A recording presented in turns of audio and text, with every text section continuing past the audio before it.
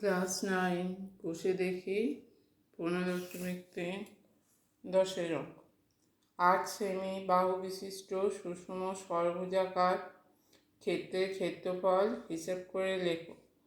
আচ্ছা, সুষম ষড়ভুজের কর্ণগুলি আঁকা হলে আমরা 6টা সর্বসম সমবাহু ত্রিভুজ পাবো। এটা হচ্ছে সংকেতে দেয়া আছে।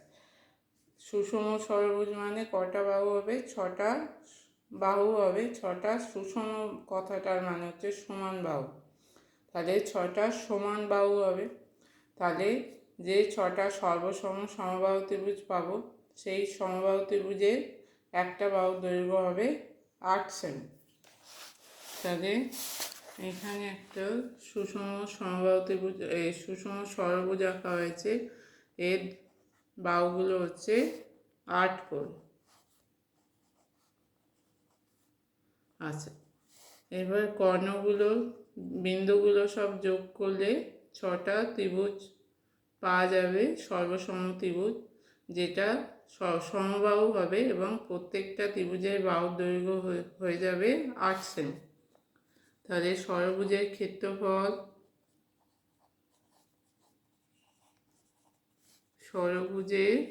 ক্ষেত্রফল সমান হচ্ছে 6 গুণিতক সমবাহু ত্রিভুজের ক্ষেত্রফল,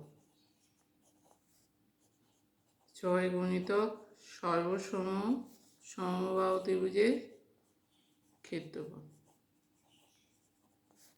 একটা সমবাহু ত্রিভুজের বাহুর দৈর্ঘ্য হচ্ছে 8, তাহলে একটা সমবাহু ত্রিভুজের বাহুর দৈর্ঘ্য হয়ে যাবে 8 সেমি।